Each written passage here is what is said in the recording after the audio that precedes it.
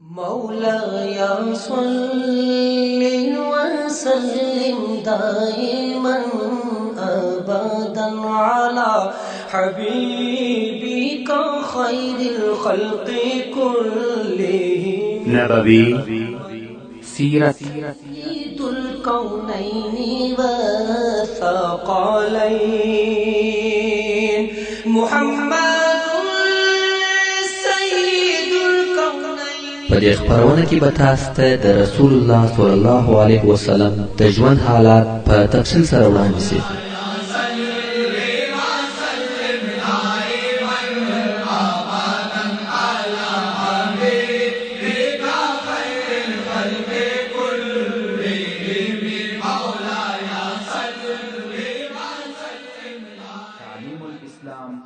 أعوذ بالله من الشيطان الرجيم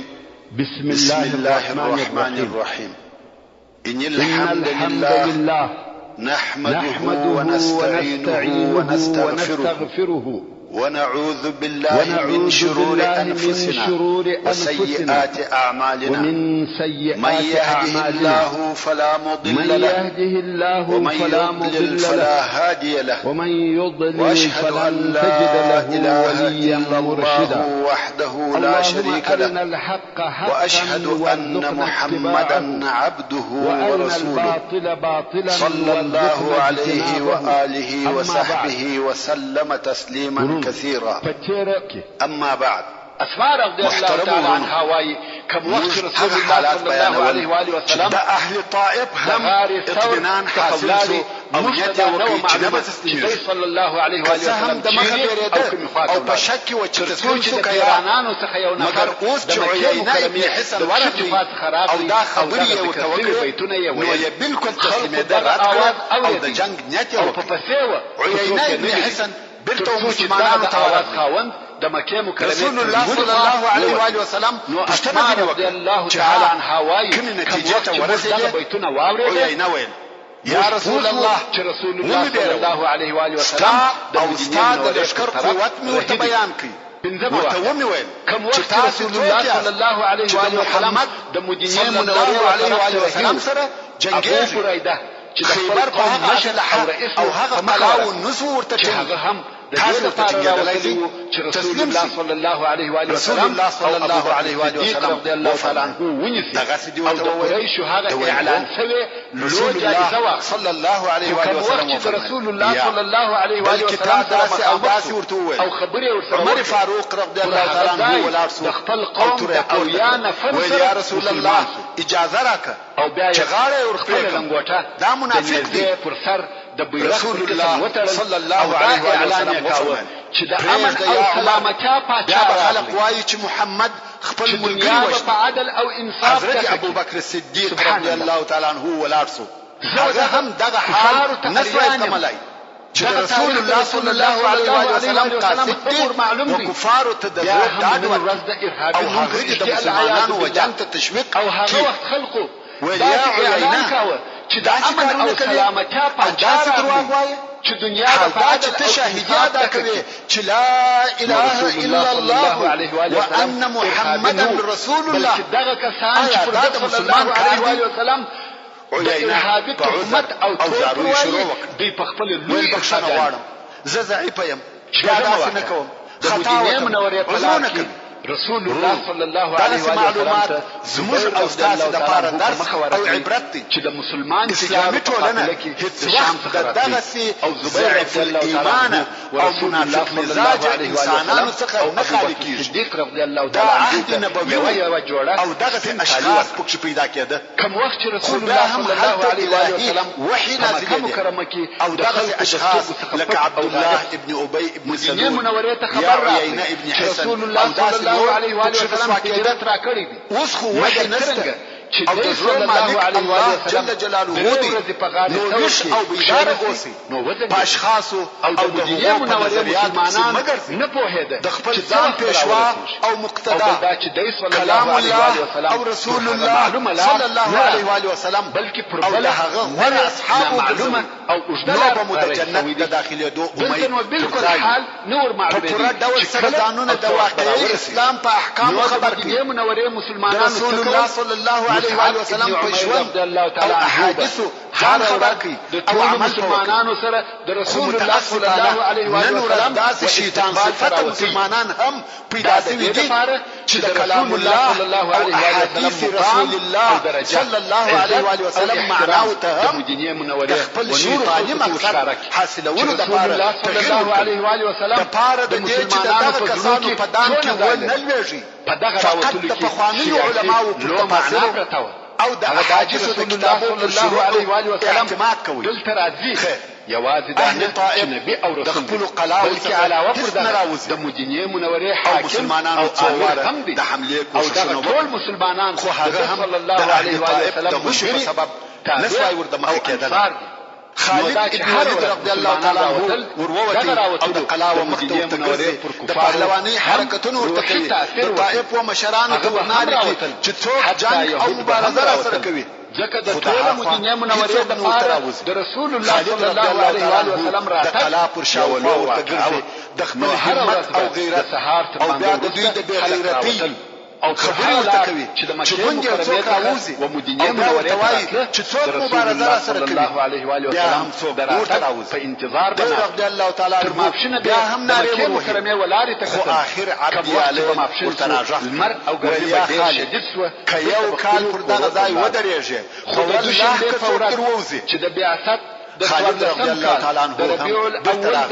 حتی د مبارزې دپاره څوک نه راوځي ګانو مسلمانانو د بابا جوړه کړه هغه چې په خیبر کې لیدلې او استعمال کړی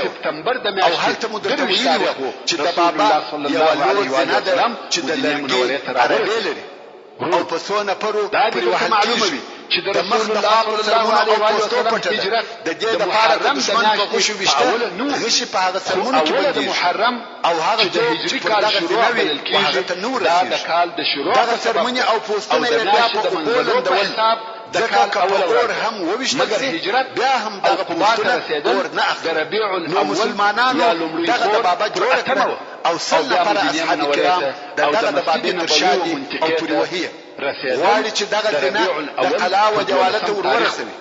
او هلته یې ورته کښېږدي رسول الله صلی الله علیه و آله وسلم او ابو بکر اهل طائف ورته ګوري چې مسلمانانو په سقیله اسلحه شروع وکړه چې د مدینې منورې د هغه وخت نور او درنه اسلحه او د رسول الله صلی الله علیه و آله وسلم انتظار یې کړی ورنږدې څرنګه چې پر دوی ماپښین شو طائف سره بیا یوه بله اسلحه موجوده رسول الله صلی الله علیه و آله وسلم نه راغلی چې ډبرې یې پوښتلې هغو بیا دغه اسلحه ورته کښېښول او دغه د مسلمانانو د بابا د انتظار لوی ډبر ولي بل څوک نه و غوښې نه ولي ځکه غوښې تاثیر نه پر کوي بلکې په ډبرو یې ناست په دغه ډبرو دا د بابا ماته رسول الله صلی الله علیه و آله وسلم د پخوا څخه مضبوطه نه وه جوړه شوې دلته یې په رسیانو سره بنده کړې وه د کار چلولو دپاره موقتي شی و نو دغه یهودي چې یوازې پاته وو او لوړ الناس بیا یې پر اصحاب کرامو د غشو باران جوړ حتی څو نفره یې زخمیان هم کړل مسلمانان بیرته پر شا ولاړل او دغه حمله هم ناکامه شوه دغه د طائف محاصرې د شلو ورځو په شاوخوا کې دوام وکړي د مسلمانانو د طرفه دغه حملې او کوښښونه پرله پسې جاري دي چې وقلات ورننوځي خو ټوله کوښښونه یې بې فایدې وو نو یو بل ورځ بیا مسلمانانو حمله وکړه چې هغه هم بې فایدې ابو بکر صدیق رضی الله تعالی عنه د رسول الله صلی الله علیه و آله وسلم سره ناست دي او د رسول الله صلی الله علیه و آله وسلم سره خبرې کوي چې باید څنګه او په څه ډول حمله کوو رسول الله صلی الله علیه وسلم وفلوار یا اسلحه راواخیسته او په لوړ الله لم يأذن لي بفتحها يعني يا ابا بکر الله جل جلاله د طائف د فتح اجازه نکړه او دغه د طائف فتح الله جل جلاله تر دغه مخه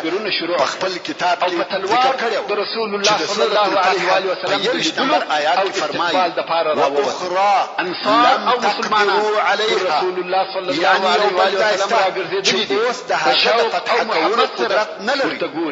چې ډېر مفسرین دغه د طائف فتح دغه وخت کې الله جل جلاله صلی الله علیه و سلم د وحی په نور کې نسی فتح کوله الله عز وجل دا قول پر نازل رضی الله تعالی عنه چې دا خبره واورېده ویل یا رسول الله فإن الله او باریدو اجازه ورکو وجبريل يعني فباریدو یا امر رسول الله صلی الله علیه و آله وسلم وفرمایي ځکه وحی نازل سوی وي چې نسی فتح کوله کوم وخت ابو بکر صدیق رضی الله تعالی عنه رسول الله صلی الله علیه و آله وسلم د خیمه څخه راووتی چې خلق تباریدو سره امر کوي ویل د چې د عمر فاروق رضی الله تعالی عنه او ابو المحجن وخت مسلمانان رسول الله صلی الله علیه و آله وسلم سره او جواب شروع ابو المحجن صلی الله علیه و آله وسلم بام ولاد او عمر رضی الله تعالی عنه پر ذکر ولاد ابن عوف بل आवाज او نارو او یو د بل سره خبرې اول ابو المحجن وشوای تاسو څوک یاست د مدینه منورې ډیرو مسلمانانو رسول الله صلی الله علیه و آله وسلم عمر رضی الله تعالی عنه وتوای تاسو لکه کربوړي په غار کې پټ یاست چیرې به راځي نو معلومیږي چې کوم یو کال الله صلی الله علیه و سلم دی او کراو ټول ته مجبور صدیق دی اوس ابو بکر صدیق عمر الله تعالی سره نږدې ځکه ابو بکر صدیق رضی الله تعالی عنه او رسول الله صلی الله علیه و سلم په عمر وکاله کمابین کې دا سوال او جواب شروع هر یو پښتنه ابو بکر صدیق رضی الله تعالی عنه واورید چې عمر رضی الله تعالی عنه توایي والله یو کال به دلته انتظار درته وباس الله صلی الله علیه و آله وسلم سایه جوړ رضی الله تعالی عنه دلته ټول خلک موای یا عمر چې دا الله جل جلاله صلی الله علیه و آله وسلم او دغه بل ملګری عمر رضی الله تعالی عنه توای تا دغه خبره د رسول الله صلی الله علیه و آله وسلم څخه واورید رسول الله صلی الله علیه و آله وسلم ولنو باریزو او شراغی د فار راغلی نو داسې امر وسو چې خوشالي ورځ چې د مدینه منوره په باریدو امر چې نشر داسې خوشاله ورځ ځوانان د جهاد شوکان هغه کسان چې د حنین په ورځ تشتدلي و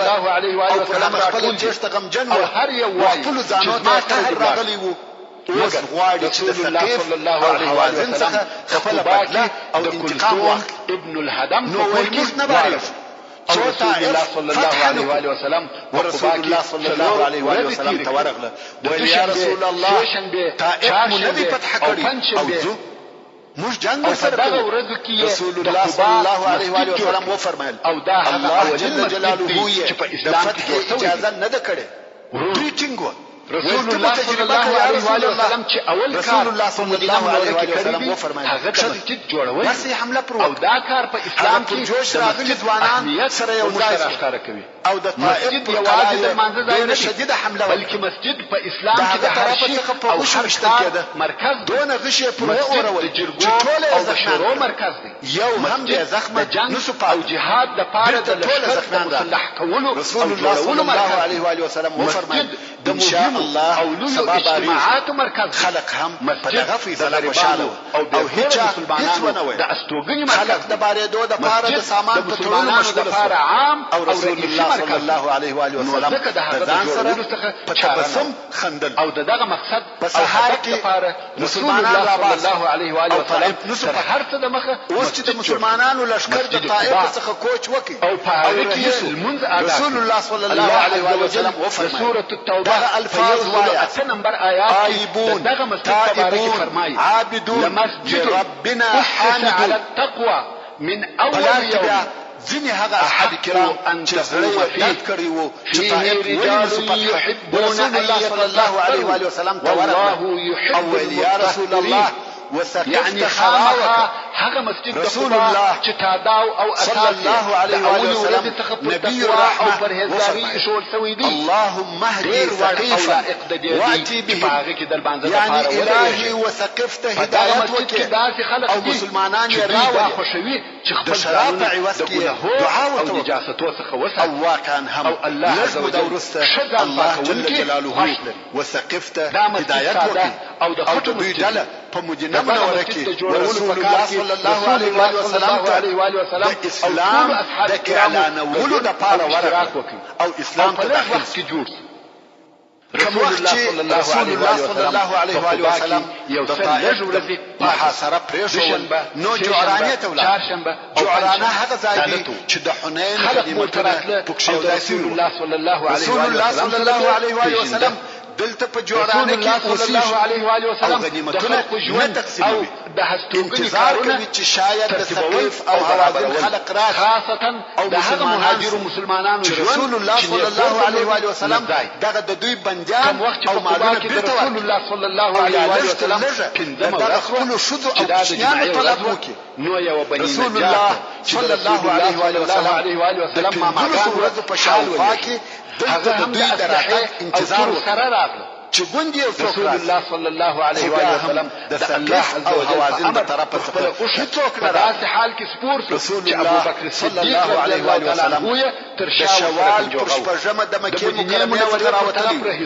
د شوال میاشت پای ته ورسېده حتی ذوالقعده هم پر خلاصېدو د مدینې منورې تقریبا 2 میاشتې کېږي چې رسول الله صلی الله علیه و وسلم د مکې مکرمې څخه راوتلی کړي دی هغه رسول الله صلی الله علیه و وسلم ولید چې کفار د خپلو ښځو او اولادو لپاره هم نه اسعد ابن زراره رضی الله تعالی عنه صلی الله علیه و وسلم امر وکړي او دغه د جمعې اول مانځه 40 نفر حاضرین زر وشان نو د دې جهت څخه ځینې علما وایي چې د جمعې د مانځه د شرطو کسانو ته وشروي چې په عربي کې مؤلفه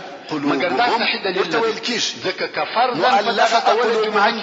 د خلق تعداد عرب اشراف او رئیسان دا به یو څلوېښت نفر چې نوې ایمان راوړي دلیل نه دی چې خلک مسلمانان سوي ته مجبوره کی خو اسلام یې تر اوسه ضعیف دی د تزلزل په حالت کې دغه عدد امکانات یې مقصد چې د اسلام څخه هغه اول منځ کې دغه غنیمتونه په دې سبب وو رسول الله صلی الله علیه و اسلام تر هجرت د مخه او اسلام یې کوي زراره رضی الله تعالی عنه او اسلام ته راجذب سي 40 نفر هغه څوک چې تر اوسه مشرکان دي الله صلی الله علیه و وسلم د مدینه منوره پر طرف رهدي او ځکه دوی دعوت په غنیمتونو کې حصہ ورکړي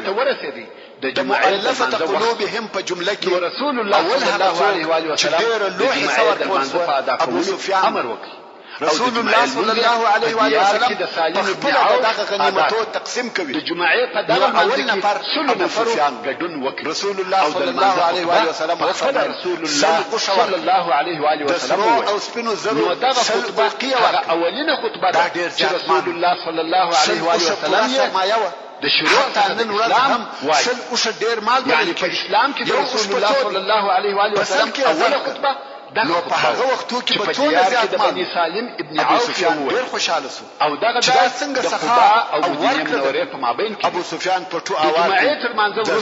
رسول الله صلی الله علیه و سلم مدینه منوره ته داخل یا رسول الله او دغه د زوی معاویه حسب د شار نوم ویل د معاویه لپاره هم صلی الله علیه و سلم سره بدل سو خو نن ورځ دغه څه اختصار هم ډول مدینه منوره واچول کیږي او دا زما د زوی یزید حصہ تاریخ کې یو رسول الله صلی الله علیه و سلم و فرمایل هغه له هم سل رسول الله صلی الله علیه و سلم مدینه منوره ته داخلي په هغه مدینه منوره کورونه او ابو سفیان د خوشحالي په خندا خپل پټو سره راټول او واجب په شای کې او د انصار جنو او هلکانو د رسول الله صلی الله علیه و سلم په استقبال کې صلی الله علیه و سلم عطا او ورکړل فکر وکړه طلع البدر علينا ابو سفیان ته وداع وجب الشكر علينا ما دعا لله يا بشاك ولا ينسي ايها المبعوث فينا جئت بالامر المطاع رسول الله صلى الله عليه واله وسلم مرحبا يا خير داع بخپل یوازې به پورته کوي صلی الله علیه وسلم زورونه څو اوږه تر لاندې کړه او پورته د باره سره رهي رسول الله صلی الله علیه و آله وسلم په تعجب سره سر وښوراوه چې څنګه دغه مال او پیسې د انسان وزړه ته ننوځي. دا هغه اوله ورکړه او حصه وه. بیا یو حکیم ابن حزام ته 100 ګوښه ورکړه. هغه 100 نور وغوښته، 100 یې نور هم پسې ورکړه. صفوان ابن امیه ته یې 100 ګوښه ورکړه، بیا یې 100 ورکړه، بیا یې 100 ورکړه. حارث ابن الحارث ابن کلده ته یې 100 ګوښه ورکړه، بیا یې عیینه ابن حسن ته ورغږ کړه. دا هغه سړی دی چې هغه ټول مخالف کارونه یې کړي وه. بیا هم رسول الله صلی الله علیه و آله وسلم وفرمایل وده ته 100 اوښه او 100 اوقیه د زرو ورکړه. دته هم ورکول شو. همدارنګه اقرع ابن حابس ته 100 اوښه او 100 اوقیه د زرو ورکول شو. دغه رنګه و نورو مشرانو ته 100 اوښه او 100 اوقیه د زرو ورکول شو. چې دغه خلق په کتابو کې د اهل المئین په نامه سره یادېږي، یعنی په دغه غنیمت کې په 100 حصه اخیستې ده. دغه رنګه و نورو مشرانو ته 50 40 اوښان ورکول شوه. حتی په خلقو کې دا خبره نشر شوه چې محمد صلی الله علیه و آله وسلم داسې ورکړه کوي چې د فقر څخه نه بیریږي. کوم وخت چې مشران خلاص وه، په نورو عامو خلقو یې شروع وکړه و هغو ته حصې او مالونه ورکول کېږي. په دغه وخت کې د عربو د نورو قبیلو څخه خلق را شروع شوه چې په دغه غذا کې اشتراک هم نه و کړی او مالونه غواړي. یو اعرابي راغلی، د رسول الله صلی الله علیه و آله وسلم څخه یو څه مال وغوښتی. رسول الله صلی الله علیه و آله وسلم وفرمایل دغه شیله چې په پسو ډکه ده دا وده ته ورکړئ. خلقو ورته ویل واخله دغه پسونه یې ستا. ډېر پسونه وه. اعرابي ویل یا محمد صلی الله علیه و آله وسلم پسخند راوهې. رسول الله صلی الله علیه و آله وسلم وفرمایل پسخند نه دی، ورسه بویزه. اعرابي هم ورغلی، پسونه بیایي، خو په دغه انتظار کې دی چې اوس به غږ را باندې وسي چې چیرې یې بیایي. یو څوک به مې منع کړي، خو هغه نه چا منع کړي. یې څه ورته وویل د پسونه رهي کړي دي او تر شا ګوري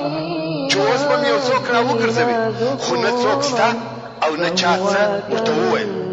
څو خپل قوم ته ورسېدي او قوم ته نارې وروهي وایي ورسئ مسلمانان سئ، ورسئ مسلمانان سئ. محمد صلی الله علیه و آله وسلم د هغه چا ورکړه کوي چې د فقر څخه نه بیریږي، یعنی داسې ورکړه یې ده چې وځان ته هیڅ شی نه پرېږدي او هیڅ دا فکر نه کوي چې زه به یوه ورځ محتاج سم. هر څوک چې هر څونه سخي هم وي د ځان د ضرورت دپاره یو څه مال راګرځوي یا اقلا د احتیاج د وخت فکر ورسره وي. مګر اعرابي وایي د محمد صلی الله علیه و آله وسلم سره د فقر څخه هیڅ بیره نشته. قوم چې دا د ده رمه او پسونه ولیده هغه هم مسلمانان سول. دغه هغه د زړو را جذبول دي، مؤلفة القلوب، چې په دغه مالو یو اسلام ته را جذب کړه. اوس نو رسول الله صلی الله علیه و آله وسلم دغه د غنیمت مالونه ویشي او ویشي. اعراب راټولېږي، څو چور او ازدحام جوړ شو، هر یو څه غواړي. حتی رسول الله صلی الله علیه و آله وسلم د ډېر ازدحام په سبب د خپل ځای څخه نشي ښورېدلی. رسول الله صلی الله علیه و آله وسلم د خپل ځای څخه یو څه پر شا ولاړی. هلته بیا خلک پر راټول شول او هر یو دا هغه مشهور بیتونه دي یا رسول الله ما ته راکه د رسول الله صلی الله علیه و آله وسلم په دغه پوری وهلو کې ټول مسلمانان ډېر خوشاله وو. د ډېر چور او رسول الله صلی الله علیه و آله وسلم لوړ د اوږو په هر کلي چې راسي یا په درخته پورې بند شو یا د خلقو د چور په سبب صلی الله علیه و آله وسلم او رسول الله صلی الله علیه و آله وسلم چې رسول الله صلی الله علیه و آله وسلم رسول الله صلی الله علیه و آله وسلم نار کړ او ویل به ایها الناس یا رسول الله ردوا علی ردائي عدات او مناعله زما پټراکي عدد ستا په والله کزما سره د تهامې د درختو پښمه حیوانات وي ټول به در باندې تقسیم یعنی ستا د ساتنې لپاره نه بخیل نه بزړه او نه درواغجن وویني یعنی ظلم د ډیر مال او شتمنۍ خاوندان نه و او نه درواغ هر یو دا تمنا او ارزو درلوده چې رسول الله صلی الله علیه و آله وسلم رسول الله صلی الله علیه و آله وسلم ته نږدې یو نو د انصارو د هر کور چې لاس تیر کړي د اوش یو سوړی په لاس ورکړي هغه وړي په لاس کې پورته یا رسول الله فرمایل عدد خلق او مناعله په دغه غنیمتو کې دغه وړي پر اندازه شی زما نه دی بل خمسه څخه خپل د مقصد یعنی پنځمه حصہ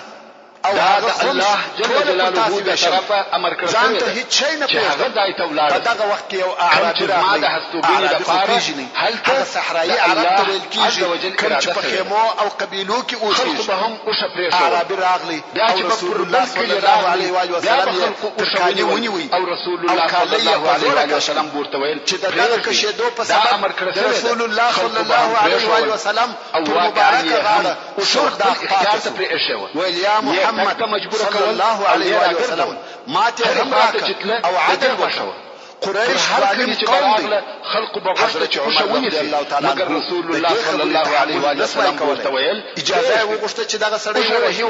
ترڅو چې دغه اوسنی رسول الله صلی الله علیه و آله وسلم ته وو چې رسول الله صلی الله علیه و آله وسلم قریش دي د دوه یتیمان وو خو رسول الله صلی الله علیه و آله وسلم و فرمایل رسول الله صلی الله علیه و آله وسلم پر سپور او دغه اعرابي مالونه ورکړه او ولاړ او اخر یې ورته راځي وکتل اعرابي ویل هو راضي او پر هغه اولنی ځای سره د رسول الله صلی الله علیه و آله وسلم مبارک معامله او ورکړه چې الله جل جلاله تر اوسه په خمس یا د غنیمتو په پنځمه حصہ کې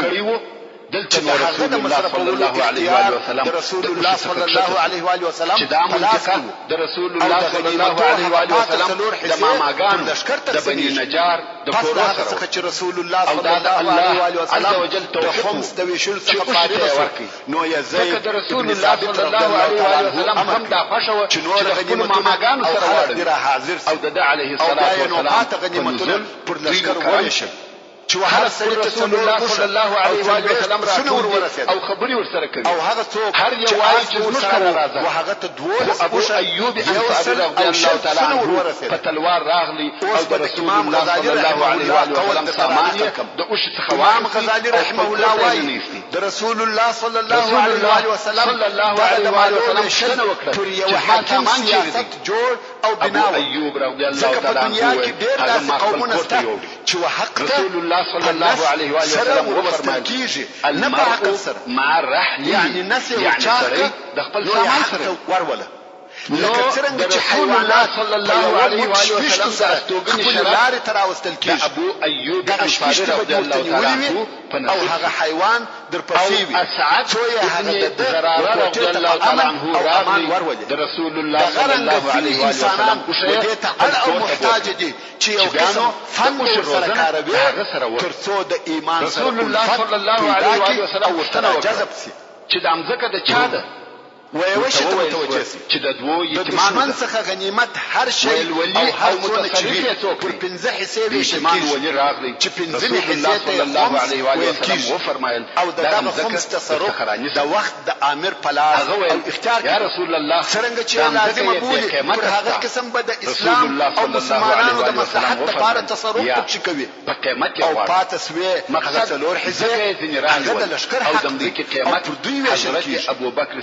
صدیق رسول الله صلی الله علیه و آله وسلم بیانو رسول الله صلی الله علیه و آله وسلم امر وکړ هغه ټول د خمس څخه مسجد او د مصرفولو اختیار د رسول الله صلی الله علیه و آله وسلم مسجد چې تاسو ویني او منځونه پکې ادا کوي د رسول الله صلی الله علیه و آله وسلم اولنی مسجد خپل حساب زیات یو امتیاز مسجد ټول قریشو یا د نورو عربي قبیلو او بشرانو یا عربو ته ورکول مشرف ترين په دغه امتیازاتو کې په انصارو کې وهي چاته هیڅ شی نه ورکول مسجد د پاره او پاته د غنیمت جل جلاله او خپل حقدارانو ته مهاجرین او انصار او د نورو قبیلو خلق او د الله جل جلاله په اراده تقسیم سره وویشل او هر چا خپل حصہ پورا ورکول د مسجد نبوي د جوړېدو سر او سبب هم چې عتیات او انصار ته هیڅ شی نه ورکول سو نو دغه مسجد لپاره اختیار کړی دی نه پیدا او په دغه باره کې په دغه پاک خبرې او کېدې. مبارک ځای کې یو د انصارو څخه جوړولو کار رسول الله صلی الله علیه و آله وسلم چې مخکې مو قوم سره یو ځای شو. رسول الله صلی الله علیه و آله وسلم موږ ابو ایوب انصاری رضی الله تعالی عنه په الله کې رسول الله صلی الله علیه و آله وسلم ته مغفرت د ابو ایوب رضی الله تعالی عنه کور او مشکل حال دا چې رسول الله صلی الله علیه و آله وسلم ته دوی ویني ته یعنی تر نن موږ د دوی سره په جنګو کې ولاړو او نن دوی رسول الله زیات مناسبه چې زه تر لوړ و دغه شکایتو کې و او د نن په زړه کې خپاوه. رسول الله صلی الله علیه و آله وسلم چې د انصار د مشرانو څخه رسول الله صلی الله علیه و آله وسلم ته ورغله او ویل یا رسول الله دغه د انصار د خپل زړه کې په دغه کار خپه دي. ابو ایوب رضی الله تعالی عنه او د عربو ټول قبیلو ته جوړولې اتیات ورکړل شروع بل انصارو رسول الله صلی الله علیه و آله وسلم وفرمایل بل دنده یا اول ورځ څخه په خپل په دغه باره کې شروع وسو سعد رضی الله تعالی عنه یا رسول الله زه هم زما د قوم څخه یو سړی آباد او رسول الله صلی الله علیه وسلم ولید چې د سعد نمبر آیات رضی الله تعالی عنه په ذکر کې هم انشأکم من الارض رسول الله صلی الله علیه و آله وسلم وفرمایل ټول انصار یعنی ودای کې سره الله چې ټول یو ځای او تراسوه او د ما ته خبر راک د اعمال سعد رضی الله تعالی عنه عنه د رسول الله صلی الله علیه و آله وسلم څخه راووتی او ټول انصار او اباد ول ځای کړ. نو دغه جمله کې یو څو نفر د مهاجرینو هم راغلي هغه ته اجازه ورکړه او بیا نور مهاجرین راغله صحابه کرام منع کړه. د ستړیا ځکه رسول الله صلی الله علیه و آله وسلم فرمایلی و چې بل انصار الا عيش الاخره کوم وخت چې ټول انصار سره یو ځای شو او یو نفر هم نسو پاته رسول الله صلی الله علیه و وسلم چې رسول الله صلی الله علیه و وسلم ته علیه الصلاه والسلام او یا رسول الله د انصار ټول سره یو ځای شو مگر رسول الله صلی الله علیه و آله وسلم ورغلی اللهم لا عيش الا عيش الاخره د الله جل جلاله حمد او ثناء او دا درود وایي رسول الله صلی الله علیه و آله یا معشر الانصار او دا خبره ده جل چې ما تاسو په باره کې راورسېد نمبر آیات دا چې تاسو په زړه کې پر ما یو شی پیدا شوی دی آیا زه تاسو ته په داسې حال کې نه درغلم چې تاسو په ګمراهۍ کې واسي او الله جل جلاله الله علیه و آله وسلم هدایت ترته وکړي شعر ندی ورسولي او په داسې حال کې نه درغلم چې تاسو غریبان واسي رسول الله صلی الله علیه و آله وسلم غنیان کړه چې شعر وایي آیا زه په داسې حال کې نه درغلم بلکې د بل چا په شعر کې سره ماشي او مختلف واسي او الله جل جلاله سره یو ځای او متفق کړه مگر شعر هر جمله چې رسول الله صلی الله علیه و وسلم متوایي صلی الله علیه و آله وسلم په وخت کې مننه او احسان الله او رسول الله لري علیه الصلاه والسلام نو دا د الله او رسول الله احسان دی موږ یې منو شعر د وزن به واوښت د رسول الله صلی الله علیه و وسلم د خبرو تصدیق کوي د مسجد په کار کې رسول الله صلی الله علیه و وسلم و فرمایل د علیه یا معشر الانصار آیا ازما د خبرو جواب نه راکوي د طرفه د دعا او چې سره جواب درکو یا رسول الله مننه او احسان رسول الله صلی الله علیه و آله وسلم د مسجد جوړولو کې په رسول الله صلی الله علیه و آله وسلم او خټه ورسره پورته کولې کوم خوښه وای ویلې به مو وای او دا ستاسو خبره به هم عیب او پر ځای رسول الله صلی الله علیه و آله وسلم کار کوي مصطفی داسې حال کې راغله چې خلق دې تکذیب کاوه او موږ دې تصدیق وکړي مغلوب راغله او موږ دې کومک وکړي مگر عمار سوی راغله موږ ځای درکړي غریب راغله موږ خپل مال در شریک کړو عمار رضی الله تعالی عنه انصار بیا د هر جمله په جواب کې ویل بلکې الله او رسول الله لرمننه او احسان رسول الله صلی الله علیه و آله وسلم هغه د خپل مرتد فائدې او نتیجې ورته بیان کړې او هم یې هغه د دوی احسان ورته بیان عمار رسول الله صلی الله علیه و آله وسلم نور هم وفرمایل یا معشر الانصار رسول الله صلی الله علیه و آله وسلم ارزش دنیا په سبب خپس واست چې پس هغه چې زه په هغه سره د خلقو زړونه و اسلام ته راجلبوم عمار رضی الله تعالی عنه تاسې وقوي اسلام او مضبوطه ایمان ته پرېښوله یعنی دا چې ما و تاسې ته شی در نه کړي زه ستاسې پر ایمان باور لرم او بیا رسول الله صلی الله علیه و آله وسلم وفرمایل یا معشر الانصار آیا ابو تاسې نه ایوب یاست او راضي دغه ښځه چې خلک د پسو او اوښانو سره خپلو کورو ته زموږ ځي سره دا بیره او تاسې د رسول الله صلی الله علیه و آله وسلم سره خپلو کورو ته ځي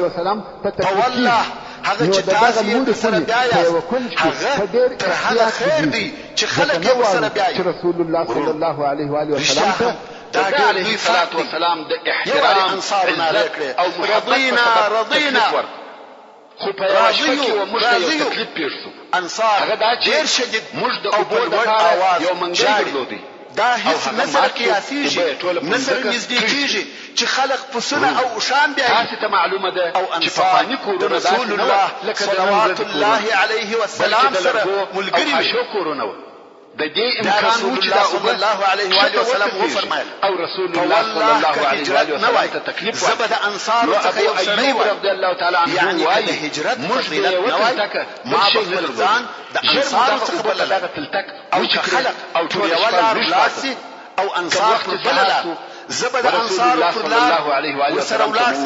یا رسول الله او بیا رسول الله صلی الله علیه و آله وسلم وانصار تدعوا او کفای جوړ کو یا اللهم ارحم الانصار وابناء الانصار وابناء الانصار الهي پر انصار ورحمېږي د انصارو پر زامن ورحمېږي د انصارو د زامنو پر زامن ورحمېږي انصارو دون وجړل ابو ایوب رضی الله تعالی عنه وایي موږ به د شپې خواړه تیار کړ په دې راضي الله صلی الله رسول الله صلی الله علیه و آله وسلم زموږ پاتې خواړه به راوړه او انصار رضی الله تعالی عنهم اجمعین د رسول الله صلی الله علیه و آله وسلم د دعا وهلو د ځای خواړه خوړل د رسول الله صلی الله علیه و آله وسلم او شته سره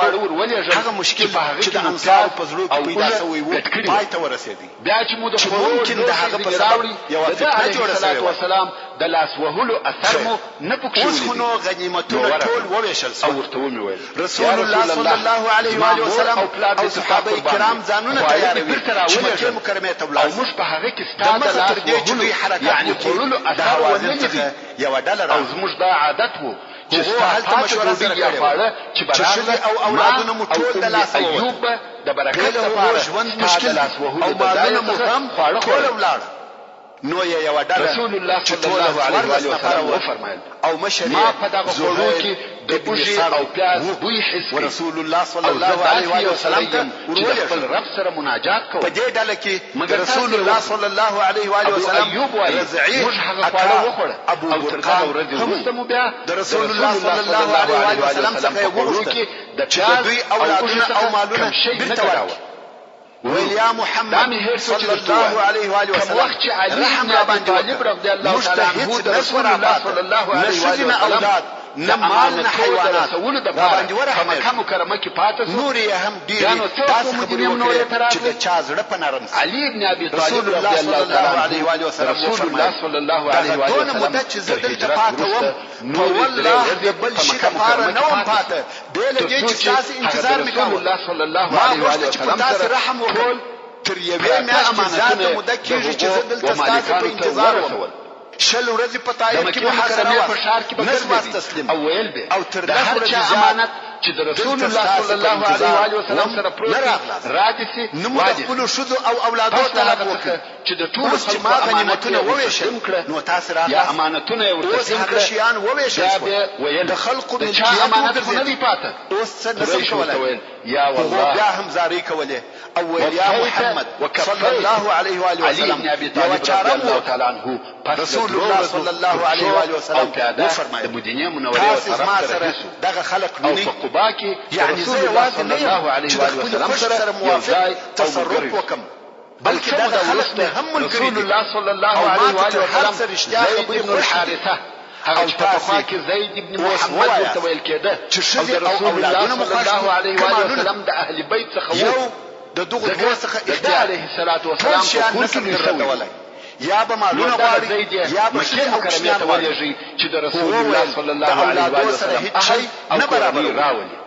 زید بن الحارثه بالاحساب مکه مکرمه ته ولاړی او د رسول الله صلی الله علیه و وسلم رسول الله صلی الله علیه و وسلم چې په هغو کې د رسول الله صلی الله علیه و وسلم زوجه او لوڼې فاطمه ولا ام كلثوم اسامه ابن زيد مؤمنان رسول الله صلى الله عليه واله وسلم صلى الله عليه واله وسلم او رسول الله صلى الله عليه واله وسلم عنها مؤمنان شفيع کو بالعاص زوجها مكان بندیان راکی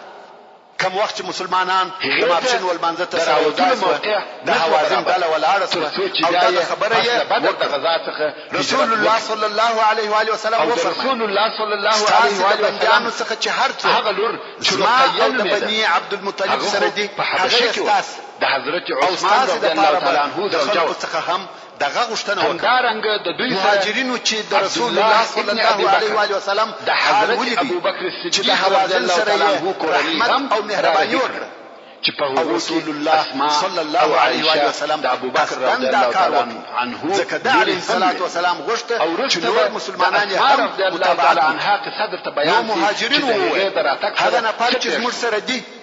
يعني موږ ته په حقیقت را رسیدلي دي مدینه منوره یو تبدر او دا هم چې هر څوک اول صلی الله علیه و وسلم د عزت په سبب او حتی انصار هم خبره وکړه نو حضرت عائشه رضی الله تعالی عنها وايي عيينة ابن حسن والارسو او بالله او الزاء او بنو الله تعالی عنهما مدینه منوره ته ولاړه هغه چې ما سره دي هغه نه درکو او اختص اقرا ابن حارث وویل مگر زه او بنو تمیم دوی به د سخت طب په وخت کې د پردیسي او ناامیدي شعرونه وایي چې د بني سلیم رسول الله صلی الله علیه وسلم او د بني سلیم سره دي هغه هم نور کانو رسول الله صلی الله علیه وسلم دعا والإله مگر د بني سلیم د قبیله افراد په خپل ولاس محبت د مکه سره هغه چې د بني سلیم سره دي هغه استاد او د صحت ځای کې عباس ابن مرداس او پیمانه کې برکت واچوي او بني سلیم د نقل مشر اطاعت وکړي او د حوازن بندیان د رسول الله صلی الله علیه و سلم د عزت لپاره ور ژوند د یوې مرحله رسول الله صلی الله علیه و سلم یو عام اعلان وکړ او یې فرمایل دا خلک مسلمانان را مکرمه د دعوت د غنیمتو پر شروع کې دا ډېر دند وکړي هغه هم د دوی په سبب دلته د رسول الله صلی الله علیه وسلم چې مالونه غواړي که اولادونه د شذو او اولادو سره شی نکي برابر نو اوس کله چا سره د دوی د شذو او اولادو څخه یو څوک ورسره وي د هجرت په اړه کې موږ هغه وخت یو څه خبرې وکړې چې مسلمانانو د اول وخت چې د مال په عوض او مقابل کې ورپریږدي هم دې ورپریږدي هجرت په اړه کې او هغه لره د هرې حصې په مقابل کې شپږ حصې جل جلاله مال څخه ورکوم چې الله جل جلاله یې اول ما ته پلاس راکړي کوم وخت چې د دین یعنی هغه غنیمت چې اول پلاس راکړي د خرابۍ سره مخامخ چند ځینې ورکوم یا دین او عقیده په یو واره نارې کړې چې موږ د رسول الله صلی الله علیه وسلم د عزت لپاره په خپل حشور اله کوو نو ځکه الله رسول الله صلی الله علیه وسلم دا فرض کړی په دې ډول چې ټول او عقیده د ساتلو په اړه معلومیږي دغه ټول شی قرباني څوک ناراضه لکه صحابه کرامو او استاد مشران دي بیا ماته حال راوي تجارت او کسب وکړ دغه ته عدالت او کورونه کې مساوات وکش او خالد رسول الله صلی الله علیه و آله وسلم یوازې په دې سره کفایت الله عز وجل د قانون مجموعي ډول سره چې معنوي قوت کړ چې موږ په خپل عقیده او په حق دین کې پروت بلکې دغه رضایت د تاکید لپاره یې دا موضوع وزنډو او وی فرمایل چې یاد هر شخص په هر اندازه رسول الله صلی الله علیه و آله وسلم ته وایي یا د خپل مشرانو او وکیلانو په واسطه دغه خپل رضا اعلان دا داسې عدالت او مساوات نو لکه د نن ورځ چې په الفاظو او شعارو کې موجود دي خو په حقیقت کې هیڅ وجود نه لري کومه اندازه سره چې یو ملت ټول مشرانو دا خبر راوړي چې ټول افراد په خپل خوشي او ستاسو رضا لپاره هغه مادي قوت چې دوی نن ورځ د هغه په غرور ټول خلکو خپل بنجان تذکروي بیل دوه چې یو یې اقرا ابن حابس د بنو تمیم رئیس خبرې د تصدیق او بل لپاره عیینه ابن حسن د تاریخ غطفان واقعات رئیس رسول الله صلی الله علیه و آله وسلم دغه دوه نفر اخلاق ملت او البنجان ور د اله عقیده د طرفه د یا رسول الله دا اوس زموږ ملک او مادیات نه د طرفه پر خپل پښو ولاړ وي رسول الله نور صلی الله علیه و آله وسلم به ځان تابع ګرځوي او زبا انصاف در سره وکم او واقعیت بدله به در دغه ملت عینه ډیره تیزی یا چې شراکوي او او بربادي رسول الله صلی الله علیه و آله وسلم وفرمایل د هر بندي په عوض کې څلور کسان یا یې نشو لیدلی د هغه سبب نو د حوازن هغه پاته بندیان په دغه طریقه سره ورإله او خلاص او کوتاهي او بیا رسول الله صلی الله علیه و آله وسلم و هر بندي ته یوه جوړه کالي هم تاریخ مگر د حوازن قبیله سره د دې چې ټوله بندیان ښځې او کوچنیان یې ورإله او خلاص الله عز وجل خپل کفر او عقیده په لار کې مسلمانان ضرورت پیښ شي په مال او وطن سره قرباني د یوه داسې سړي وزړه ته اسلام لار وکړه چې د هغه د اسلام د مسلمانانو لپاره امید نه کېده د مال او وطن چې هغه د حوازن رئیس او سردار مالک ابن عوف په اوله مرحله کې په خپله قلعه کې په وادي لیلة او د بیرې د قلعه څخه نه سوای راوتلی حتی طائف ته هم د بیرې نه سوای تللی نو یې په زړه کې د اسلام شوق او ویل ټول خلق د محمد صلی الله علیه و آله وسلم سره دي موږ هیڅ نشو سره کولی او ضایع کول موږ نور هم پر مالونه او کورونه پرېښول نو هیڅ وخت طائف ته هم نسو تللی نو یو رسول الله صلی الله علیه و آله وسلم ته نفر ولېږي او د هغه علیه الصلاة والسلام څخه یې امان وغوښتی رسول الله صلی الله علیه و آله وسلم هم امان ورکړي پس د امانت څخه مالک ابن عوف رسول الله صلی الله علیه و آله وسلم ته ورغلی او مسلمان رسول الله صلی الله علیه و آله وسلم د اسلام د امتحان لپاره مالک ابن عوف ازارونو د یوې ډلې رسول الله صلی الله علیه و آله وسلم د وژلو اراده یې کړې وه مالک ابن عوف هم هغه ډله ورسره رهي کړه اوس په رسول الله صلی الله علیه و آله وسلم د هجرت څو چې رسول الله صلی الله علیه و آله وسلم ورته وویل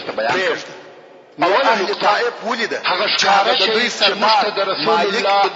صلی الله علیه و آله وسلم د هجرت څخه معلومیږي مگر بیا هغه دا چې رسول الله صلی الله علیه و آله وسلم د ټولو اصحاب کرامو د جملې څخه حضرت ابوبکر صدیق رضی الله تعالی عنه اختیار اسحاق په روایت په دې سفر کې د رسول الله صلی الله علیه و آله وسلم ملګری وي کوم علماء کرام ډله د خپلو بندیانو د خلاصولو لپاره رسول الله صلی الله علیه و آله وسلم ته ورغله صدیق رضی الله تعالی عنه علیه الصلاة والسلام یې بندیان ورإله کړل نو یې د حوازن د دغه ډلې څخه تعالی عنه تر مالک ابن عوف ورسول الله صلی الله علیه و آله وسلم ته ورنږدې سره دی او پس رسول الله صلی الله علیه و آله وسلم څخه حمزه رضی الله تعالی عنه ماته مسلمان راغی او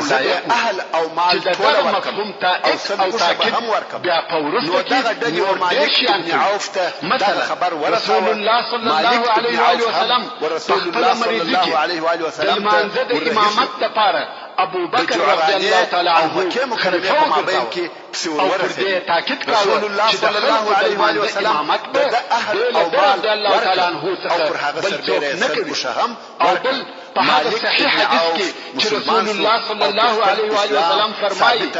کما د ځان د پاره خلیل پیدا کولای اوس نو د حوازن جنگ خلیل ګرځولي غنیمتونه وویشل مسلم په ټوله منطقه کې امن او امان قائم عز وجل فقط خپل احسان سره ابو بکر رضی الله تعالی عنه او د فتح کېدو امید هم او لائق نو رسول الله صلی الله علیه و آله وسلم رضی الله تعالی عنه رسول الله صلی الله علیه و آله وسلم په ملګرتیا د ادا کولو د پاره لاړ او اخلاص او نمونه او مثال بلکې خپل روح او مال یې رسول الله صلی الله علیه و آله وسلم په ملګرتیا سبحان ربک رب العزة موږ ولیدل چې رسول الله صلی الله علیه و آله وسلم ته وویل والحمد لله رب العالمین تر څو چې زه ورنسم محترم ورونو زموږ د بحث تعلیم الاسلام رادیو ستاسو د ذهنونو روښانه کوونکی سبحان ربك رب العزة عما يصفون وسلام على المرسلين کندهار والحمد لله رب العالمين. د اسلام د مبارک دین بشپړ تعلیمات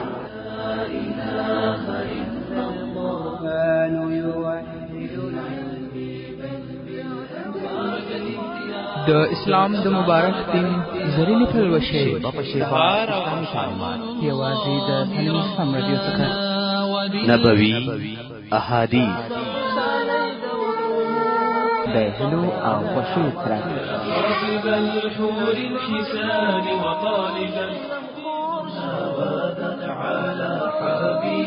د نبوي سیرت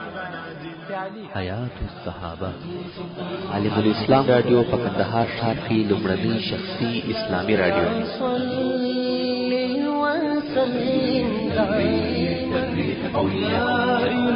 په دې ښکلي او ښایسته کې د ژوند څو شېبې تېرول عالم الاسلام رادیو د هیلو او خوښیو سرچینه د کامیابۍ راز د الله جل جلاله په عبادت کې نغښتی دی. زمانہ